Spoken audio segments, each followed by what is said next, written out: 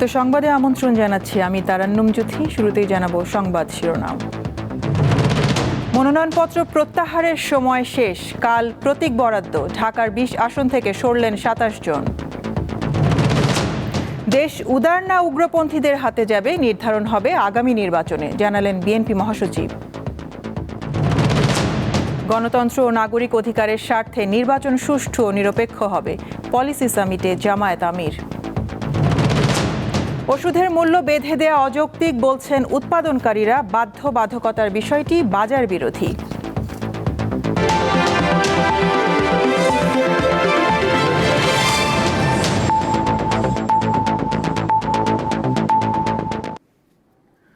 মনোনয়নপত্র প্রত্যাহারের শেষ দিনে ঢাকার ২০টি আসন থেকে সরে দাঁড়িয়েছেন ২৭ জন। পাবনা ১ ও ২ আসন ছাড়া বাকি ২৯৮টি আসন থেকে প্রার্থিতা প্রত্যাহারের চূড়ান্ত সংখ্যা জানা যাবে কাল। একই সাথে চূড়ান্ত প্রার্থীদের প্রতীক বরাদ্দ দিবে নির্বাচন কমিশন। এদিকে সিইসি জানিয়েছেন, পোস্টাল ব্যালট কার্যক্রম সফল হলে বাংলাদেশের নাম বিশ্বের বুকে উজ্জ্বল হয়ে থাকবে। ত্রয়োদশ জাতীয় সংসদ নির্বাচনে অংশ নিতে ঢাকা জেলার ২০টি সংসদীয় আসনে দলীয় ও স্বতন্ত্র মিলে বৈধতা পেয়েছিলেন ১৬২ জন প্রার্থী। মঙ্গলবার মনোনয়নপত্র প্রত্যাহারের শেষ দিন জামায়াত এবি পার্টি, এনসিপি ও খেলাফত মজলিস সহ বিভিন্ন দলের ২৭ জন নির্বাচন থেকে সরে গেছেন। এতে ঢাকার ২০ আসনে চূড়ান্ত প্রার্থী থাকলেও ১৩৫ জন। দেশের বিভিন্ন আসন থেকেও মনোনয়ন প্রত্যাহার করেছেন অনেক প্রার্থী। দলীয় ঐক্যের আসন সমঝোতা ঘিরে সরেছেন অনেকে। বুধবার চূড়ান্ত প্রার্থী তালিকা প্রকাশের পাশাপাশি প্রতীক বরাদ্দ দেওয়া হবে, এরপরই শুরু হবে প্রচারণা। এদিকে পোস্টাল ভোটিং সিস্টেম বিষয়ে মঙ্গলবার রাজনৈতিক দলগুলোকে নিয়ে আয়োজিত অনুষ্ঠানে প্রধান নির্বাচন কমিশনার বলেন, পোস্টাল ব্যালট বাস্তবায়নের প্রতিশ্রুতি ছিল ইসির। এই কার্যক্রম সফল হলে বাংলাদেশের নাম বিশ্ব ইতিহাসে স্মরণীয় হয়ে থাকবে। আমরা অত্যন্ত সাহসিকতার সাথে এই রিস্কটা নিয়েছি, নোয়িং ফুললি ওয়েল যে এর মধ্যে বহু ঝামেলা আসবে, বহু চ্যালেঞ্জ আসবে। হয়তোবা একদিন বাংলাদেশ এই পোস্টাল ভোট যে সাকসেসফুলি করতে পারলো, এটার জন্য হয়তো দেখবেন যে সারা দুনিয়াতে বাংলাদেশের নামটা উজ্জ্বল হয়ে থাকবে। অনুষ্ঠানে রাজনৈতিক দলের প্রতিনিধিরা পোস্টাল ব্যালট বিতরণ সহ বিভিন্ন অব্যবস্থাপনা নিয়ে অসন্তোষ প্রকাশ করেন। আমার সেই ভোটটা তো আমি আমার দলের পক্ষে পেতে পারতাম। সমস্যা সমাধানে দূতাবাসগুলোকে সতর্ক করা হয়েছে জানিয়ে ইসি কর্মকর্তারা বলেন, কেউ পোস্টাল ব্যালটের গোপনীয়তা ভঙ্গ করলে জাতীয় পরিচয়পত্র ব্লক কিংবা তার বিরুদ্ধে ফৌজদারি মামলা সহ আইনানুগ ব্যবস্থা নেবে ইসি। আমরা মিশনকে সতর্ক করেছি। এখন দেখবেন স্যার, অধিকাংশ দেশে এখন আইডি কার্ড ব্যতীত, নিজস্ব আইডি কার্ড ব্যতীত কারোর কাছে কারোর খাম স্যার হস্তান্তর করছে না। 40টি দেশ থেকে ১৫,২৮,০০০-এর বেশি ভোটার পোস্টাল ভোটের জন্য নিবন্ধন করেছেন। শিউলি শবনম, দীপ্ত সংবাদ, ঢাকা। বিভিন্ন রাজনৈতিক হিসাব নিকাশ ও জোটের প্রার্থীকে বিজয়ী করতে দেশের বিভিন্ন আসনে শেষ দিনে মনোনয়ন প্রত্যাহার করেছেন অনেকেই। কাল প্রতীক পাওয়ার পর প্রচার শুরু করবেন চূড়ান্ত প্রার্থীরা। বরিশালের ৬টি সংসদীয় আসনে মোট ৪৩ জন মনোনয়নপত্র প্রত্যাহার করেছেন। বরিশাল ৫ সদর আসন থেকে সরে দাঁড়িয়েছেন জামায়াতে ইসলামের প্রার্থী মোয়াজ্জেম হুসাইন হেলাল। রাজশাহীর ৬টি সংসদীয় আসনের মধ্যে ২টি থেকে ৩ জন প্রার্থী মনোনয়নপত্র প্রত্যাহার করেছেন। এরা হলেন রাজশাহী ১-এ বিএনপির বিদ্রোহী প্রার্থী সুলতানুল ইসলাম তারেক এবং রাজশাহী ২-এ এলডিপির মোহাম্মদ ওয়াহিদুজ্জামান ও ইসলামী আন্দোলন বাংলাদেশের মোহাম্মদ ফজলুল করিম। সিলেটের ৬টি আসনে ১১ জন প্রার্থী মনোনয়নপত্র প্রত্যাহার করেছেন। সিলেট জেলা প্রশাসন জানিয়েছে, শেষ দিন বিএনপির ১ জন, এনসিপির ৩ জন, জামায়াতের ৩ জন, খেলাফত মজলিসের ২ জন ও গণ অধিকার পরিষদের ১ জন প্রার্থী মনোনয়নপত্র প্রত্যাহার করেন। নারায়ণগঞ্জ ১, ২ ও ৪ আসন থেকে খেলাফত মজলিসের ৩ প্রার্থী মনোনয়নপত্র প্রত্যাহার করেছেন। ফলে নারায়ণগঞ্জের ৫টি আসনে প্রতিদ্বন্দ্বিতায় থাকছেন ৪৭ জন প্রার্থী। দলীয় নির্দেশ থাকার পরও মনোনয়নপত্র প্রত্যাহার করতে পারেননি সুনামগঞ্জ ১ আসনের জামায়াত নেতা তোফায়েল আহমেদ খান। সমর্থকরা দলীয় কার্যালয়ের ভিতরে আটকে রাখলে তিনি নির্দিষ্ট সময়ের মধ্যে রিটার্নিং অফিসারের অফিসে যেতে পারেননি। নোয়াখালীর বিভিন্ন আসন থেকে মনোনয়নপত্র প্রত্যাহার করেছেন 5 জন। এর মধ্যে নোয়াখালী 6 হাতিয়া আসনে রয়েছেন জামায়াতের শাহ মাহফুজুল হক। বাগেরহাটের 4টি সংসদীয় আসনের মধ্যে 3টি থেকে মোট 6 জন মনোনয়নপত্র প্রত্যাহার করেছেন। ফেনীর 3টি আসনের মধ্যে মোট 4 জন প্রার্থী নির্বাচন থেকে সরে দাঁড়িয়েছেন। এছাড়া দিনাজপুরের 6টি সংসদীয় আসন থেকে মোট 5 জন তাদের মনোনয়নপত্র প্রত্যাহার করেছেন। যেভাবে আবেদনপত্র আমরা জমা নিয়েছিলাম। আফরিদ হাসান, দীপ্ত, বার্তা কক্ষ। লুট হওয়া অস্ত্র নির্বাচনের আগেই দ্রুত উদ্ধারের তাগিদ দিয়েছেন প্রধান উপদেষ্টা ডক্টর মোহাম্মদ ইউনূস। মঙ্গলবার ফরেন সার্ভিস একাডেমিতে ব্রিফিংয়ে প্রধান উপদেষ্টার প্রেস সচিব শফিকুল আলম কথা জানান। তিনি বলেন, প্রশাসনিক পুনর্বিন্যাস সংক্রান্ত জাতীয় বাস্তবায়ন কমিটির 119তম এবং অন্তর্বর্তী সরকারের প্রথম সভায় এই নির্দেশনা দিয়েছেন প্রধান উপদেষ্টা। বৈঠকে সরকারের রাজস্ব আহরণ ব্যবস্থাপনায় স্বচ্ছতা, জবাবদিহি ও গতিশীলতা বৃদ্ধির লক্ষ্যে অর্থ মন্ত্রণালয়ের আওতায় রাজস্ব নীতি বিভাগ এবং রাজস্ব ব্যবস্থাপনা বিভাগ নামে 2টি প্রশাসনিক বিভাগ গঠনের প্রস্তাব অনুমোদিত হয়েছে। প্রেস সচিব বলেন, চট্টগ্রামের সীতাকুণ্ড উপজেলার জঙ্গল সলিমপুরে সন্ত্রাসীদের হামলায় র্যাবের এক সদস্য নিহত হওয়ার ঘটনায় কাউকেই ছাড় দেয়া হবে না। সমস্ত বাহিনী একত্রিত হয়ে কম্বাইন একটা অপারেশন হবে। যারা যারা এটার সাথে জড়িত ছিলেন প্রত্যেককে অ্যারেস্ট করা হবে। এখানে যে যত পাওয়ারফুল লোকই হন না কেন, প্রত্যেককে, যারা এটা ইন্ধন জুগিয়েছেন আর যারা এটা ইনভলভ ছিলেন, প্রত্যেককে অ্যারেস্ট করা হবে। আর ওইখানে আশেপাশে যাওয়া যত লুট করা অস্ত্র আছে সেগুলো কম্বিং অপারেশনের মাধ্যমে এটা উদ্ধারের সর্বোচ্চ চেষ্টা করা হবে। রাজধানীর করাইলের বস্তিতে যারা কাঁচা ঘরে থাকেন, বিএনপি ক্ষমতায় গেলে তাদের জন্য ফ্ল্যাট বানানোর প্রতিশ্রুতি দিয়েছেন দলের chairman Tarique Rahman. BNP chairperson ও সাবেক প্রধানমন্ত্রী প্রয়াত খালেদা জিয়ার রুহের মাগফিরাত কামনায় মঙ্গলবার রাজধানীর মহাখালীতে টিএনটি মাঠে করাইলবাসীর উদ্যোগে আয়োজিত দোয়া মাহফিলে এই প্রতিশ্রুতি দেন তিনি। করাইল বস্তির বাসিন্দাদের আবাসন সংকট নিরসনের পাশাপাশি সেখানে বসবাসরতদের শিক্ষা ও স্বাস্থ্যের উন্নয়নেও পদক্ষেপ নেওয়ার প্রতিশ্রুতি দেন বিএনপি চেয়ারম্যান। আসন্ন সংসদ নির্বাচনে ঢাকা 17 আসনে সংসদ সদস্য প্রার্থী হয়েছেন তারেক রহমান। করাইল বস্তি এই নির্বাচনী এলাকার অন্তর্ভুক্ত।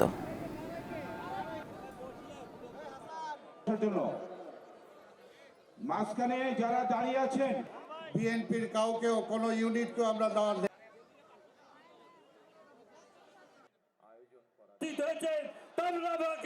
অভিনন্দন জানাই করতালির মাধ্যমে। এই করাইলবাসী, হাজার হাজার করাইলবাসী আমাদের, আপনাদের যদি প্রত্যেকের দোয়া থাকে, আল্লাহ যদি রহম করেন, তাহলে আল্লাহর রহমতে আমি কয়েকটি কাজ এখানে করতে চাই। আল্লাহ যদি আমাকে সেই সুযোগ দেন, এখানে উঁচু উঁচু বড় বড় আমরা বিল্ডিং করে দিতে চাই আল্লাহর রহমতে। এবং এইখানে যে মানুষগুলো থাকেন তাদের নাম রেজিস্ট্রি করে আমরা প্রত্যেকটি ছোট ছোট ফ্ল্যাট করব এবং সেই ফ্ল্যাটগুলো তাদের নামে আমরা দিতে চাই।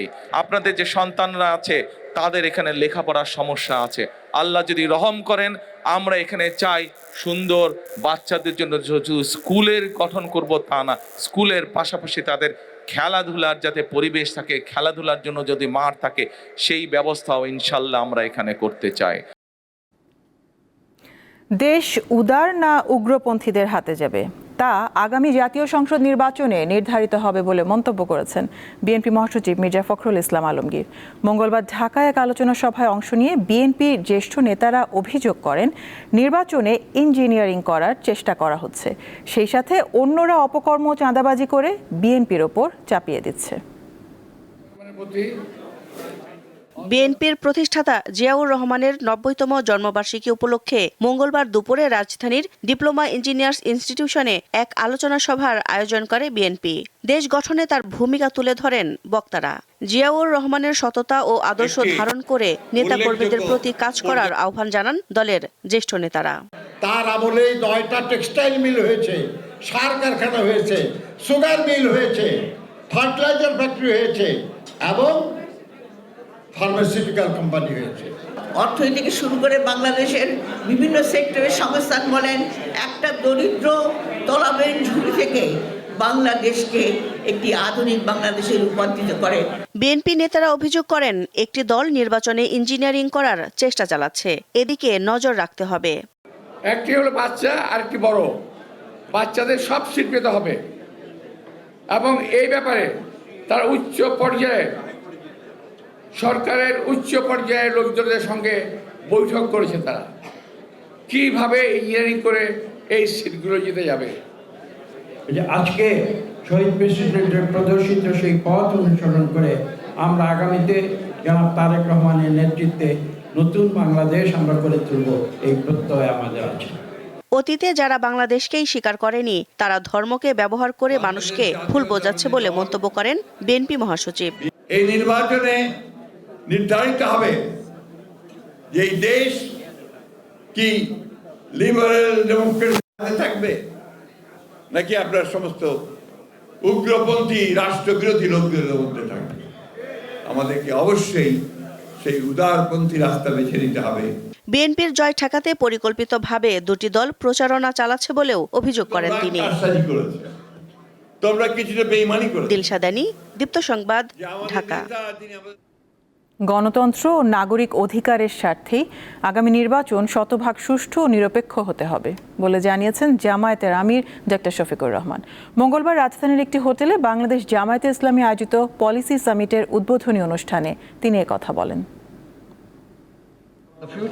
ত্রয়োদশ জাতীয় সংসদ নির্বাচনকে সামনে রেখে নতুন ও সমৃদ্ধ বাংলাদেশের জন্য দলীয় নীতি ও দৃষ্টিভঙ্গি তুলে ধরতে মঙ্গলবার রাজধানীর একটি হোটেলে পলিসি সামিট 2026-এর আয়োজন করে বাংলাদেশ জামায়াতে ইসলামী। এতে যোগ দেন বিভিন্ন দেশের রাষ্ট্রদূত, বিভিন্ন রাজনৈতিক দলের নেতৃবৃন্দ, ব্যবসায়ী ও জ্যেষ্ঠ গণমাধ্যম ব্যক্তিবর্গ। সূচনা বক্তব্যে জামায়াতের আমির ডাক্তার শফিকুর রহমান ক্ষমতায় গেলে কিভাবে দেশ পরিচালনা করা হবে তা তুলে ধরেন।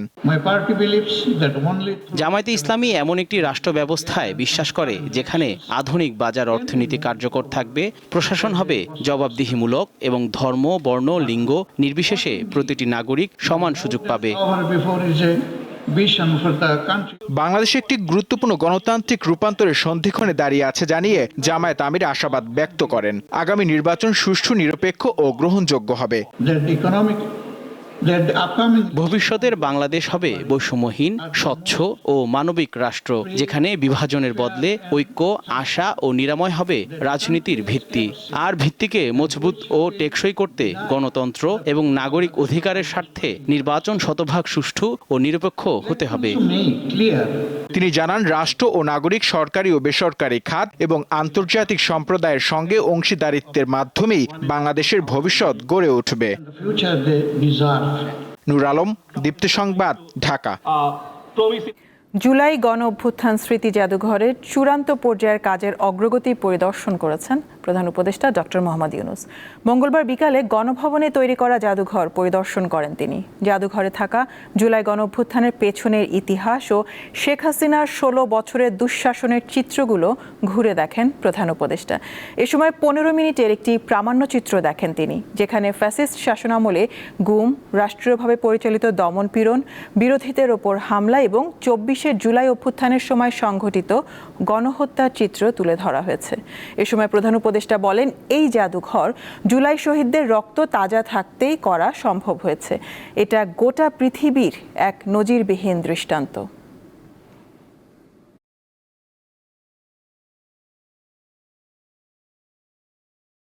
আমরা যখন পথ হারিয়ে ফেলি বিভেদের মধ্যে, এক একজন এক এক দিকে যাওয়ার জন্য তাগিদে দাঁড়াতে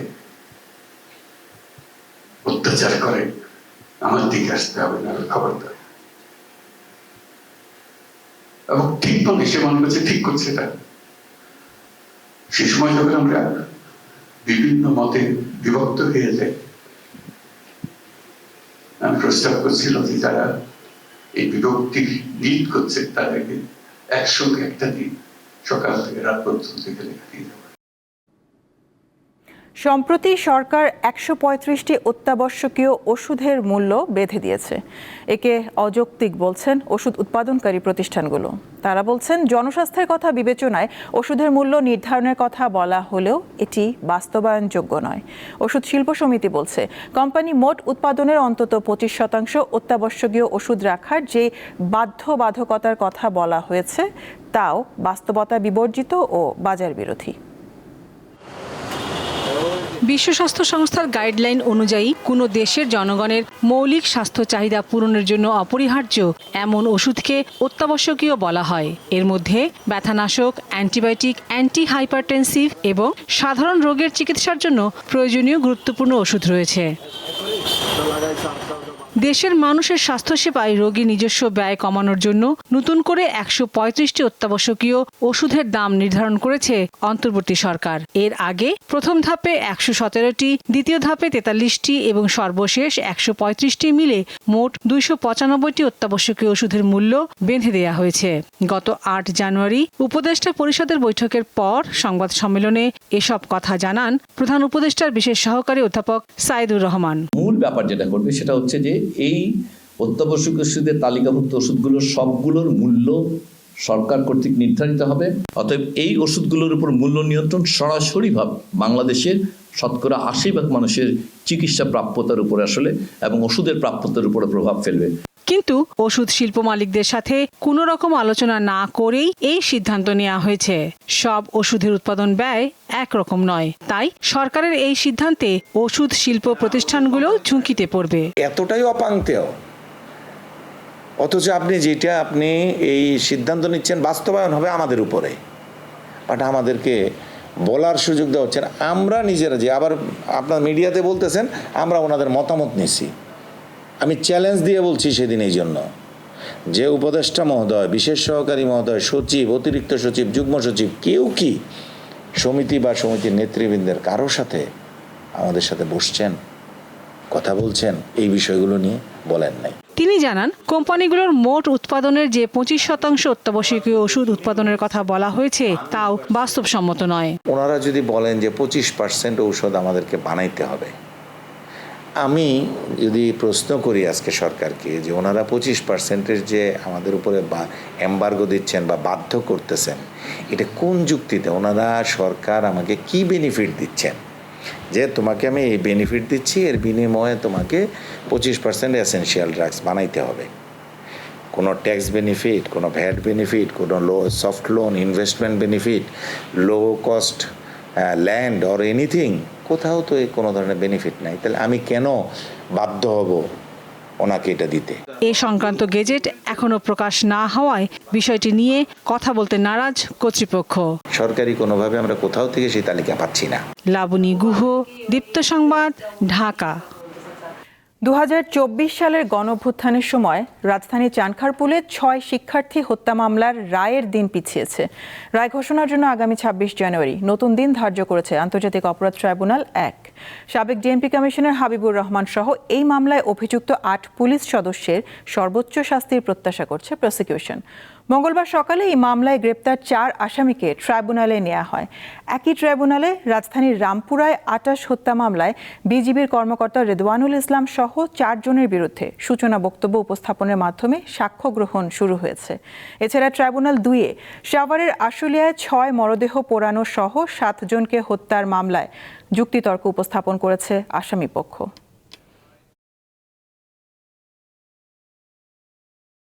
আজকে এই মামলার রায়ের জন্য দিন ধার্য ছিল, কিন্তু মাননীয় বিচারকগণ তাদের প্রস্তুতির অভাবের জন্য রায়টি সম্পূর্ণভাবে প্রস্তুত না হওয়ার কারণে আজকে আদালতে উঠে তারা জানিয়েছেন যেহেতু রায়টি সম্পূর্ণভাবে প্রস্তুত হয়নি, সে কারণে আগামী ২৬শে জানুয়ারি এই মামলার রায় তারা প্রদান করার জন্য পুনরায় তারিখ নির্ধারণ করেছেন।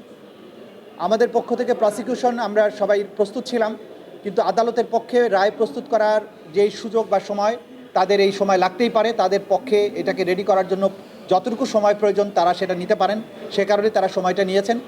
চট্টগ্রামের সীতাকুণ্ডের জঙ্গল সলিমপুরে র্যাবের সদস্য নিহত হওয়ার পর পুরো এলাকা ঘিরে যৌথ বাহিনীর চেকপোস্ট বসানো হয়েছে। র্যাব ৭-এর গণমাধ্যম শাখার সিনিয়র সহকারী পরিচালক জানান, সব প্রবেশ ও বের হওয়ার পথ চেকপোস্ট দিয়ে নিয়ন্ত্রণে রাখা হয়েছে। যৌথ বাহিনীর অভিযানের প্রস্তুতি চলছে, তবে কখন অভিযান শুরু হবে তা বলা যাচ্ছে না। সন্ত্রাসী হামলায় আহত ৩ জনের অবস্থা আশঙ্কামুক্ত বলেও জানান তিনি। ঘটনাস্থলে সিসিটিভির ফুটেজ দেখে হামলাকারী সন্ত্রাসীদের শনাক্ত করে আইনের আওতায় আনা হবে বলে জানিয়েছে র্যাব।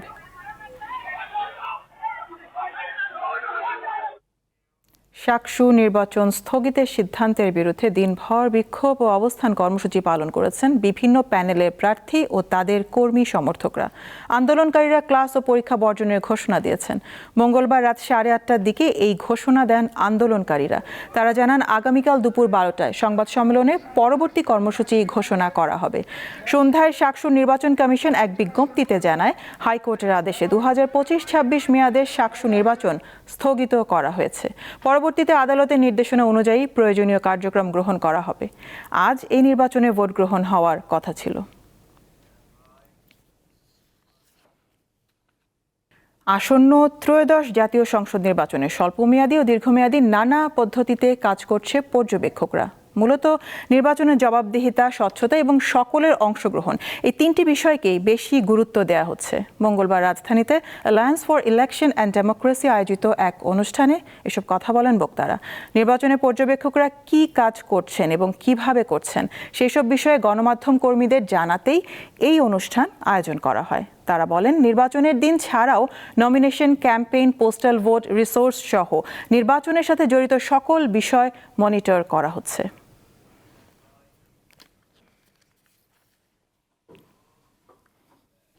নির্বাচনে জয়ী হলে অর্থনীতির সাথে পুঁজিবাজারও সংস্কার করবে বিএনপি ও জামায়াত।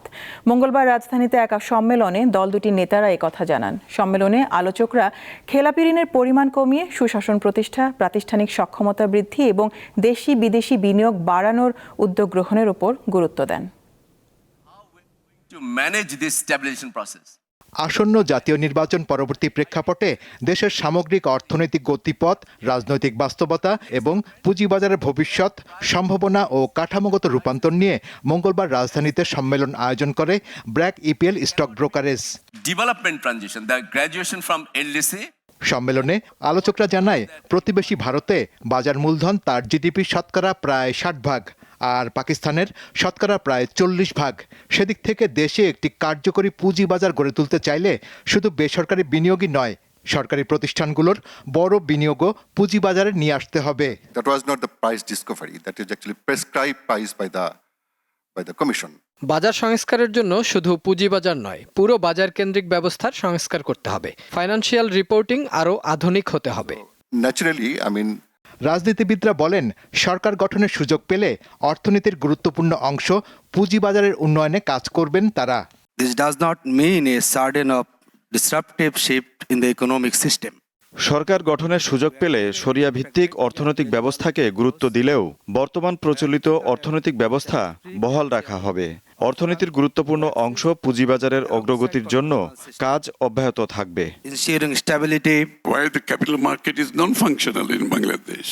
রাজনৈতিক স্থিতিশীলতা আসলে দেশে অর্থনৈতিক কর্মকাণ্ড স্বাভাবিক হয়ে আসবে। প্রাতিষ্ঠানিক সংস্কার সহ বিভিন্ন ক্ষেত্রে ব্যাপক সংস্কারের মাধ্যমে নিয়মকানুন শিথিল করা দরকার, যাতে দেশে ব্যবসা ও বিনিয়োগ বান্ধব পরিবেশ তৈরি হয়। Very little to offer.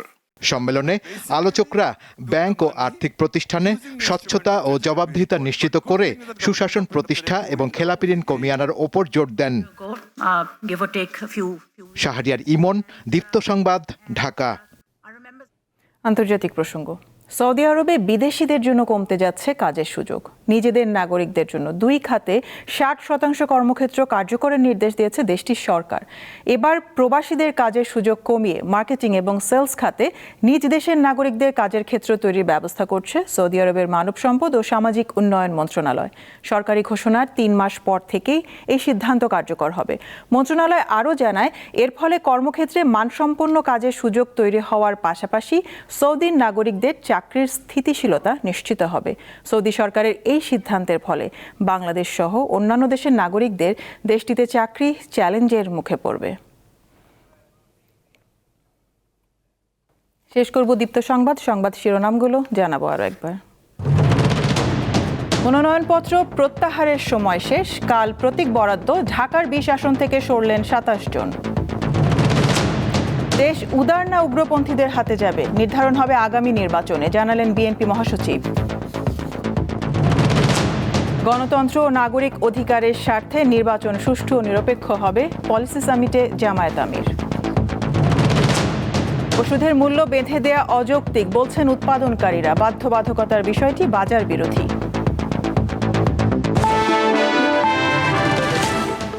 এই ছিল এখনকার মতন। আমি তারান্নুম জুথি বিদায় নিচ্ছি। দর্শক, আরও তথ্য বিনোদনের সংবাদ জানতে যুক্ত থাকুন দীপ্ত টিভি ডিজিটাল প্ল্যাটফর্মগুলোতে। এতক্ষণ সাথে থাকার জন্য ধন্যবাদ সবাইকে।